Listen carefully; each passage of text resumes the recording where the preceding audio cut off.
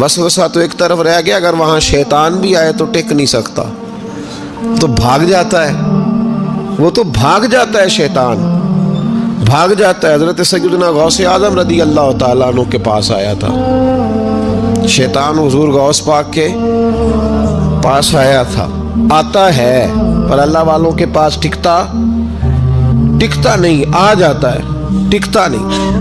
हुजूर गौस आज़म रज़ी अल्लाह ताला अन्हु ने 40 साल अल्लाह की इबादत की, 40 साल। यहाँ भी लोग बड़े परेशान हो जाते हैं, कैसे जी कैसे कर ली? तो मैंने कहा कुरान पढ़ो, वल्लज़ीना यबीतूना लिरब्बिहिम सुज्जदम व क़यामा, वो रातें गुजार देते हैं अपने रब के लिए सजदा करते और क़याम करते। तो ये कुरान की नस ने जब बयान कर दिया, तुझे कैसे शक हो गया? कुरान की नस बयान कर रही है कि अल्लाह के कुछ बंदे रातें सजदे और क़याम में गुजार देते। हुजूर गौसे आज़म ने 40 साल इशा के वुज़ू से फजर की नमाज अदा फरमाई। तो एक दिन आसमान पे ना एक छोटा सा बादल का टुकड़ा आया, माज़अल्लाह सुम्मा माज़अल्लाह। वो कहने लगा अब्दुल कादिर मैं तेरा रब हूँ। उसके अंदर से आवाज़ आई, मैं तेरा रब हूँ, तूने बड़ी इबादत कर ली, अब तू बेशक पढ़ बेशक ना पढ़। कई मलंगों को माफ़ नहीं हो गई माज़अल्लाह, का बेशक पढ़ बेशक ना पढ़, आम इजाज़त है। तो हुज़ूर गौसे आज़म रज़ी अल्लाह ताला अन्हु फरमाने लगे औज़ु बिल्लाहि मिनश शैतानिर रजीम। जब आपने ये पढ़ा तो वो सामने आके खड़ा हो गया, कहने लगा अब्दुल कादिर आपको कैसे पता चला कि मैं शैतान हूँ? तो आप फरमाने लगे पागल, मुझे कैसे पता न चलता? जिस रब ने अपने प्यारे हबीब अलैहिस्सलाम को नमाज माफ़ नहीं की, उसने अब्दुल कादिर को कैसे माफ़ कर दी?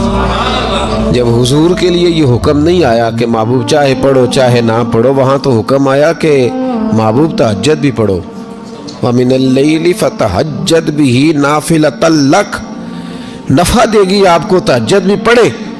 तो उनके लिए जब ये हुक्म नहीं तो मेरे लिए कैसे आ गया?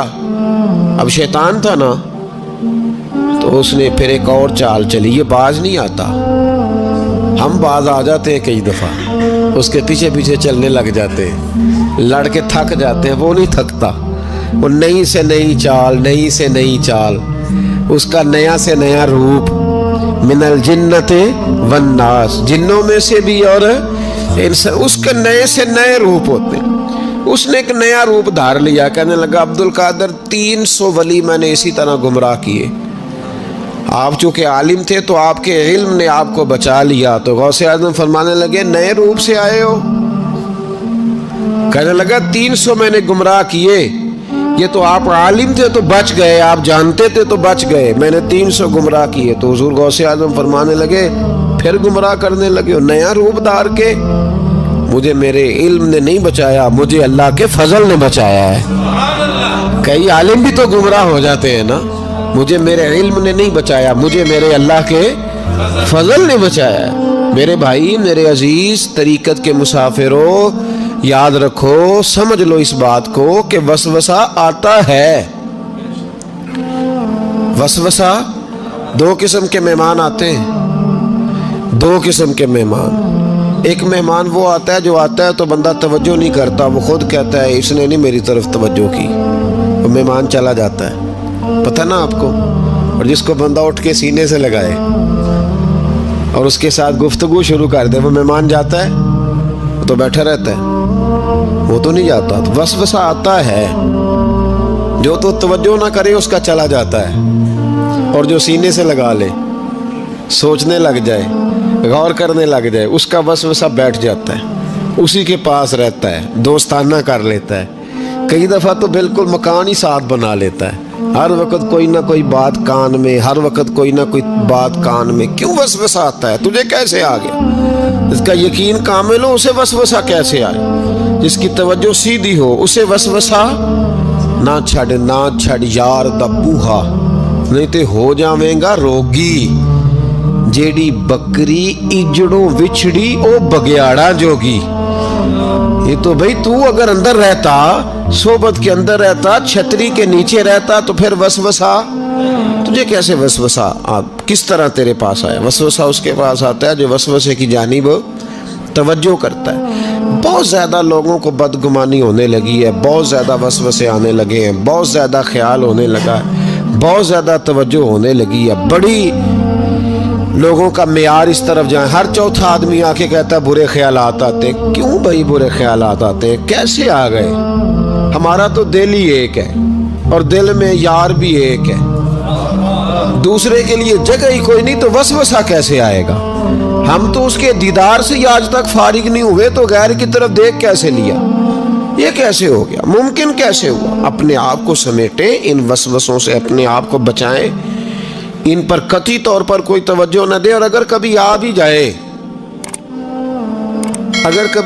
जाए तो मैंने कहा है कि उसको सीने से लगाने की जरूरत, उसको झटक दे, बात खत्म हो गई। आ जाता है वसवसा, बड़ों को आ जाता है, वसवसे आया करते हैं, आया जरूर करते हैं, लेकिन जो लोग काबिल होते हैं, जिनका ईमान मजबूत होता है, जिनका तयक्कुन मजबूत होता है, उन लोगों के पास वसवसे हमेशा रहते नहीं।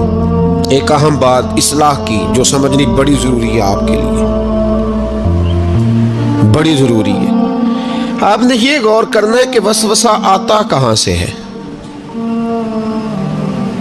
कोई नहीं समझ आई आपको मेरी बात की? नहीं आई होती तो आप बड़ी दूर पहुंच चुके होते। सर्दी बड़ी ज्यादा थी कमरे में, तो कहीं से हवा आ रही थी ठंडी, तो अब ठंड बड़ी लग रही थी, तो बंदे ने फौरन उठ के भला क्या करना होता है? नहीं, वो पता नहीं कितों आ रही बारी थी, तो अभी गाली है ना जी। अगर तो खिड़की से आ रही है तो किसको बंद करेंगे, और अगर दरवाजे से आ रही है तो जी, और अगर छोटे बच्चे ने पंखा चला दिया तो जी, चल पंखा रहा है, बंदा सारा दिन दरवाजा बंद करता रहे। समझना है आपने बात को, आपने उस दरवाजे को बंद करना है जहां से वसवसा।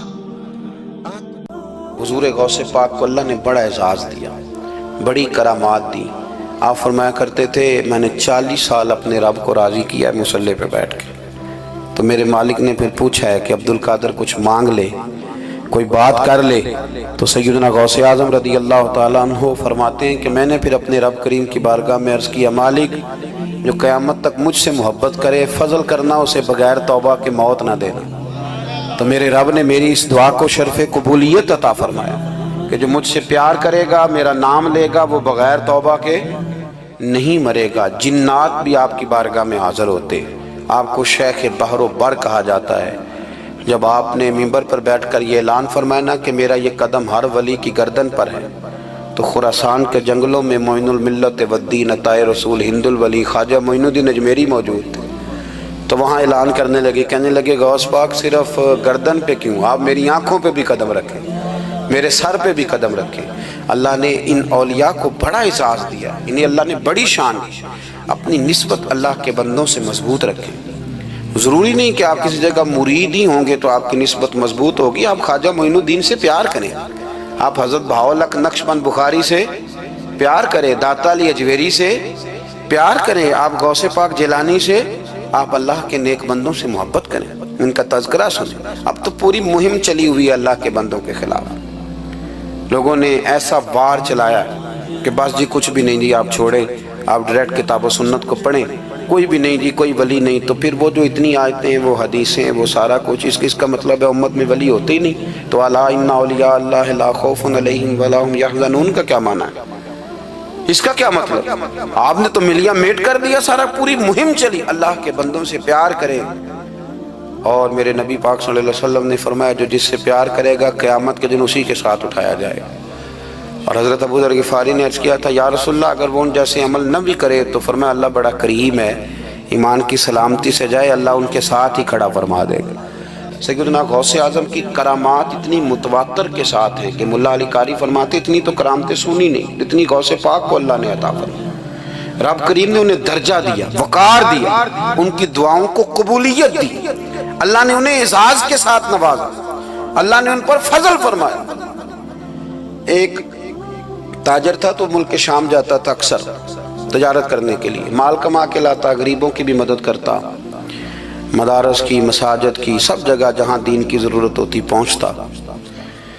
एक बगदाद में और दरवेश भी गुजरे जिनका नाम शेख हम्माद है, वो भी बड़े दरवेश थे। वो ताजर शेख हम्माद के पास क्या कहने लगा, मेरे लिए दुआ कर दे, جا رہا ہوں سفر کے لیے. تو انہوں نے کہا میں صبح بتاؤں گا. استخارہ کیا, صبح کہنے لگے نہ جانا, تیرا مال بھی لٹ جائے گا اور تو قتل بھی ہو جائے گا. وہ بڑا پریشان ہوا, حضور غوث پاک کے پاس گیا, کہنے لگا حضور وہاں بھی میں نے کہلا بھیج دیا ہے, سامان میرا پڑا ہے, جاؤں گا نہیں, پیمنٹ نہیں کروں گا, ملے گا نہیں تو خسارہ ہو جائے گا, مہربانی فرمائے. غوث پاک نے مراقبہ کیا, فرمایا تو جا اللہ خیر کرے گا, تو جا اللہ خیر کرے گا. مرید کا عمل کے یقین, پیر کا عمل کے یقین. چلے آپ فیصلہ کر لیں تو میں آگے بڑھتا ہوں. حضرت غوث اعظم رضی اللہ تعالیٰ عنہ نے مرید سے کہا تو جا اور اللہ خیر کرے گا. وہ گیا, کہتے میں نے پیمنٹ کی, مال لیا, واپس آیا. گھوڑوں کا سفر تھا, رستے میں رات کو ایک جگہ سویا, خواب دیکھتا ہوں.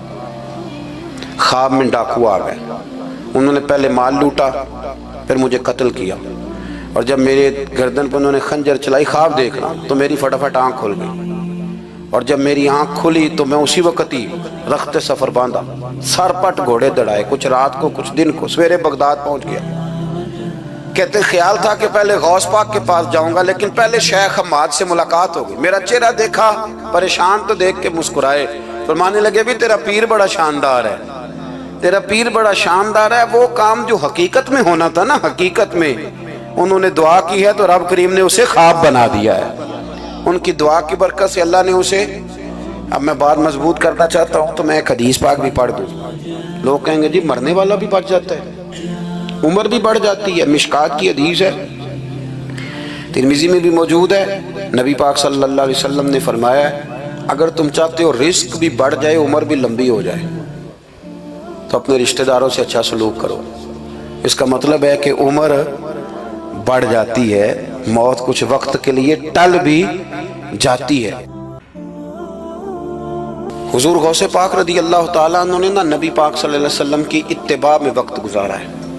کچھ بندے اللہ کے بڑے خاص ہوتے ہیں. حضور غوث پاک رضی اللہ تعالیٰ عنہ کو اللہ نے اعزاز عطا فرمایا, شان عطا فرمائی کہ غوث اعظم درمیان اولیاء جو محمد درمیان انبیاء.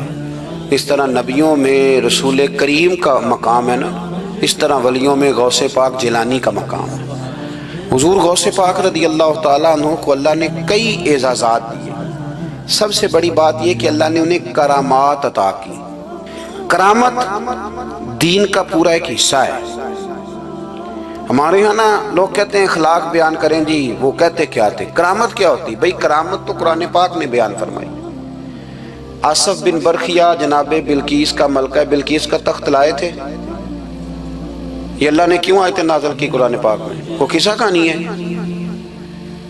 کہ وہ جی تخت لائیں, یہ کیوں بیان کی؟ اور تخت آیا کس طرح آیا؟ انہوں نے کہا کہ آنکھ جھپکنے سے پہلے آ جائے گا. پھر آیا کہ نہیں آیا؟ ان سے پوچھا یہ کیسے آیا؟ کہنے لگے ھذا من فضل ربی.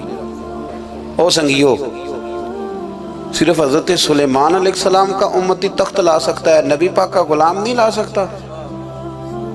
یار آپ نے کرامت کا انکار کر کے اپنے آپ کو کمزور کر لیا. اور نہیں جی نہیں, یہ کیسے ہو, کیا مطلب ہے اس کا؟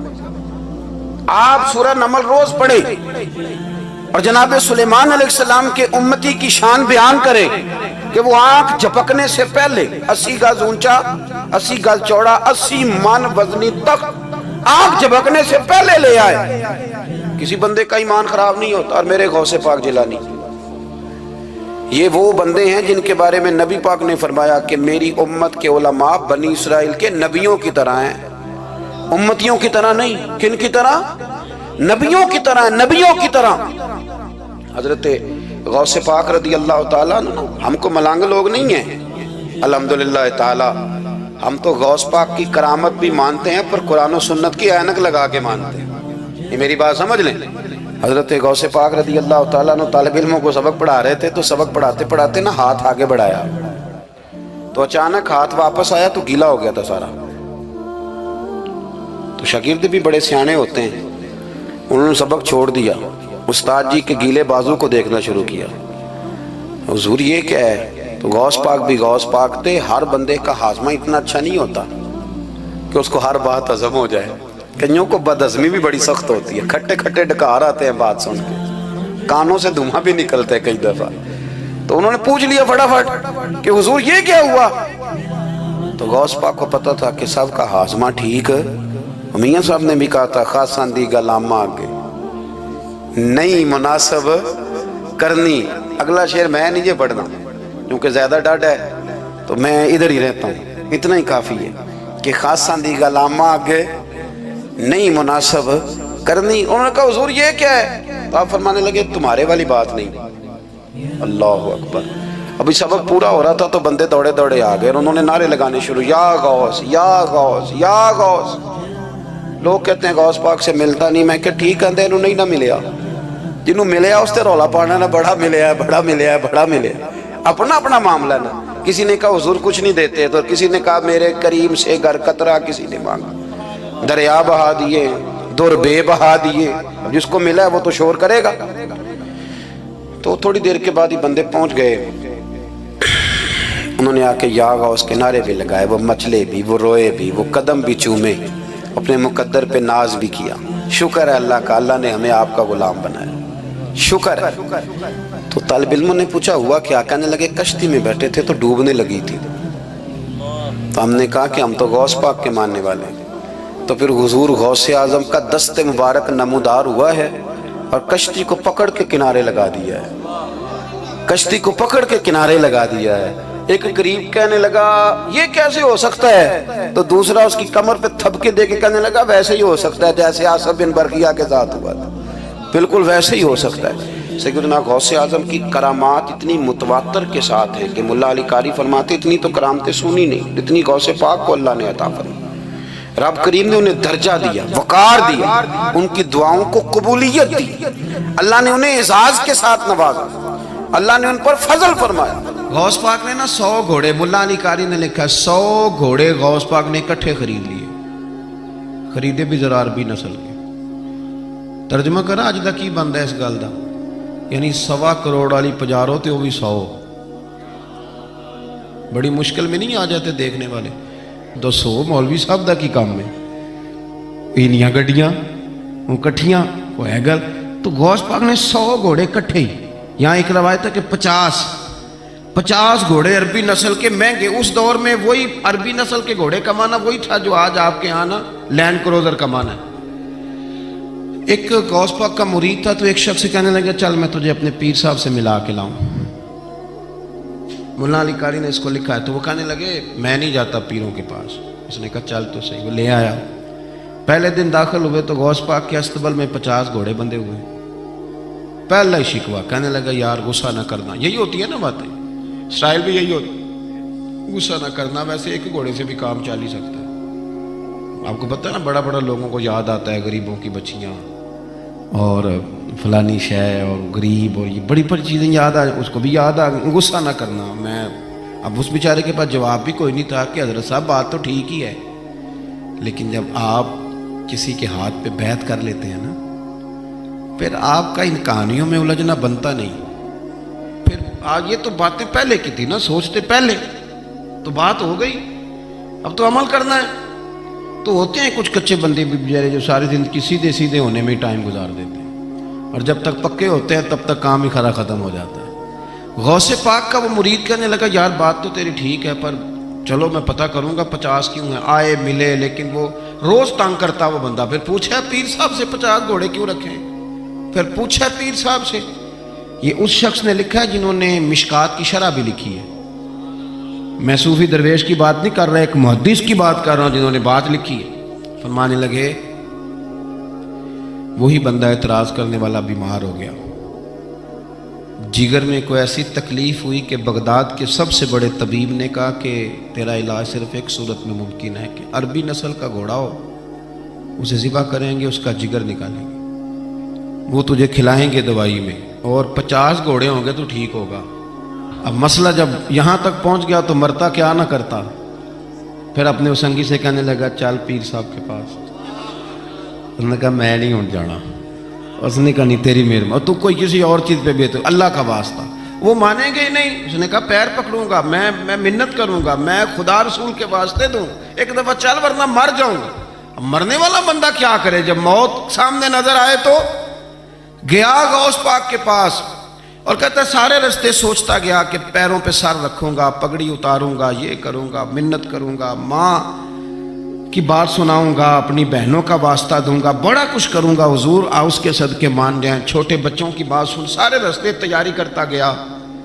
لیکن جب غوث پاک جیلانی کی ڈیوڑی میں قدم رکھا تو شیخ عبد القادر جیلانی دیکھ کے مسکرائے، فرمانے لگے او یار تجھے بڑا شکوہ تھا میرے گھوڑوں پہ، اصل میں نا تو ایک دن میری گلی سے گزر رہا تھا، میں نے تیرے ماتھے پہ نظر ڈالی تو سمجھ آ گئی تو بیمار ہو جائے گا اور تیرا علاج بھی 50 گھوڑوں سے ہوگا، میں نے 50 کیا کرنے تھے، میں نے تو تیرے لیے منگا کے رکھے ہوئے ہیں۔ کچھ تو مجبوریاں رہی ہوں گی، یوں ہی کوئی بے وفا نہیں ہوتا، او خدا کے بندے تیرے لیے رکھے ہیں، فرمایا چارہ ڈالنے کی بھی ضرورت نہیں، وہ میرے مرید ہی ڈالیں گے، تو روز آیا کر ایک لے جایا کر، اپنا علاج کرا۔ کہنے لگا حضور مرید کر لیں، فرمانے لگے جو اتنے امتحان لے کے بیعت کرے اسے نہیں کیا کرتے، تو مرید ہی ہے، تو لے جا کھا۔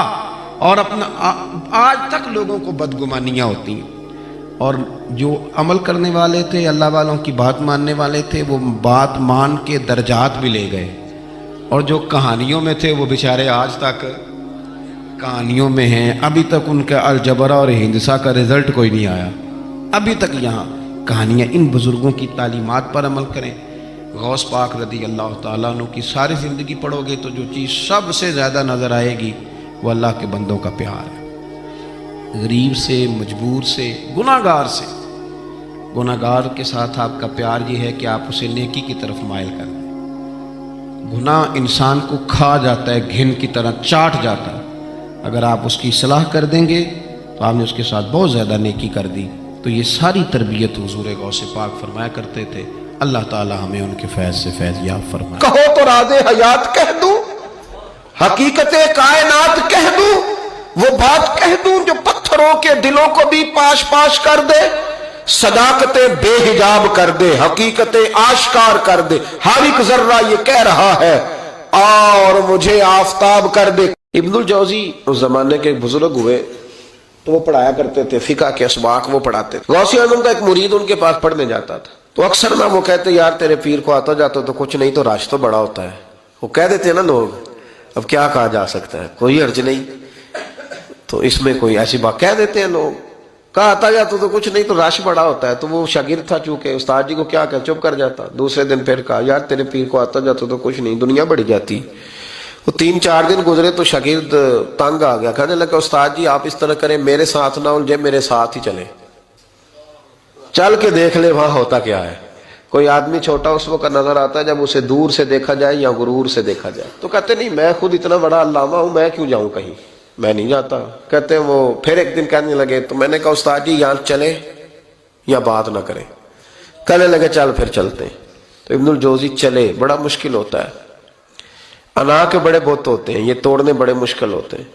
جب آئے نا محفل میں تو اوپر چادر اوڑھ کے آئے، چہرہ چھپا کے آئے، کوئی دیکھے نہ کہ مولوی صاحب بھی کہیں جا رہے ہیں۔ ہاں میں نے دیکھا ہے، ساری زندگی چودھری صاحب کی، سیٹھ صاحب کی، علامہ صاحب کی، پڑھے لکھے آدمی کی اصلاح نہیں ہو پاتی۔ کیوں؟ کسی کے سامنے جا کے عاجزی سے بیٹھ نہیں سکتا، وہ کہیں سے اپنے حصے کا فیض لے نہیں پاتا، بہت بڑا ہوتا ہے نا، تو بیچارہ رہ جاتا ہے۔ اس اقبال نے کہا تھا اگرچہ بت ہے جماعت کی آستینوں پر مجھے حکم اذاں لا الہ الا اللہ، نہیں بیچارے رہ جاتے۔ تو آ گئے، وہ شاگرد بھی ساتھ تھا۔ اب حضرت غوث اعظم کی محفل میں بیٹھے، غوث اعظم کی محفل میں تقریر کا یہ انداز ہوتا تھا کہ وہ ایک قاری صاحب جو مرضی آیت پڑھ دیتے تو غوث اعظم تشریح کرنی شروع کر دیتے۔ تو قاری صاحب نے تلاوت کی تو غوث اعظم آیتوں کی تفسیر بیان کرنے لگے، آیت کی تفسیر بیان کی تو شاگرد نے، استاد جی چھپے ہوئے تھے تو ان کی طرف دیکھا تو کہنے لگے یہ تو مجھے بھی آتی ہے۔ دوسری تفسیر بیان کی تو کہنے لگے یہ بھی مجھے آتی ہے۔ تیسری کی تو میں نے کہا یہ بھی۔ 11 تفسیریں کی تو میں نے کہا آتی ہے۔ جب 12ویں آئی نا تو میری آنکھیں کھل گئی، 13ویں آئی تو بس پھر نظر اٹھ گئی، 14ویں آئی تو شاگرد کہنے لگا استاد جی اس کے بارے میں نے کہا چپ کر، بیچ میں بولنا، سننے دے حضرت کیا فرماتے ہیں۔ اسے چپ کرا دیا۔ کہتے ہیں 40 تفسیریں حضرت نے بیان کی، پھر وہ سر سے دوپٹہ اور وہ کپڑا کب سرکا سمجھ نہیں آئی، کب میرا چہرہ خود بخود کھل گیا کوئی سمجھ نہ آئی، اتر گیا سارا کچھ۔ فرماتے 40 تفسیریں ایک آیت کی بیان کر کے غوث پاک کہنے لگے بس سننا ذرا جملہ سننا، فرمانے لگے بس بھائی اب کال ختم، اب حال کی طرف آتے ہیں.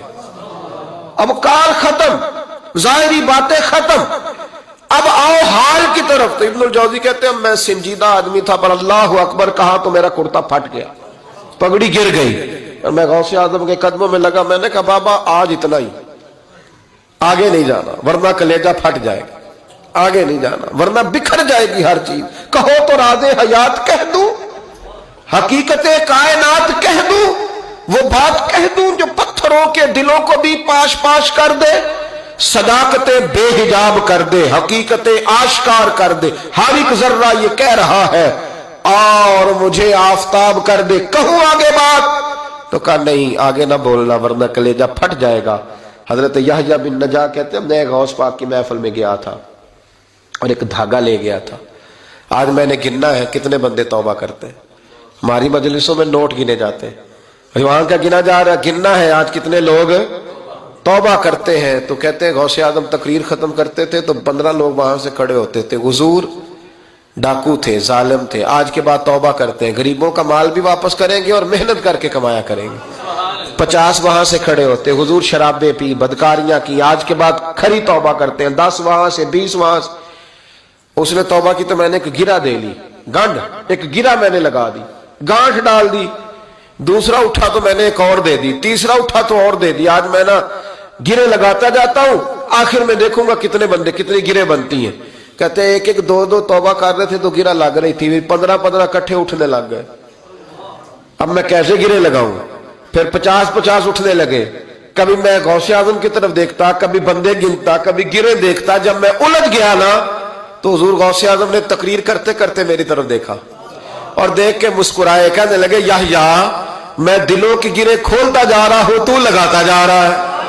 میں تو گرے کھول رہا ہوں اور تو لگا رہا ہے. پھر فرمانے لگے یہ میری وجہ سے توبہ نہیں کر رہے، میں کون ہوتا ہوں؟ یہ تو خدا کے فضل سے توبہ کر رہے. اور فرمایا یحییٰ تو بچا، اللہ کا فضل گن سکتا ہے؟ تو اس کا کرم گن سکتا ہے؟ یہ کرم برس رہا ہے لوگوں پہ، یہ کرم برس رہا ہے، یہ اس کی رحمت ہے ساری.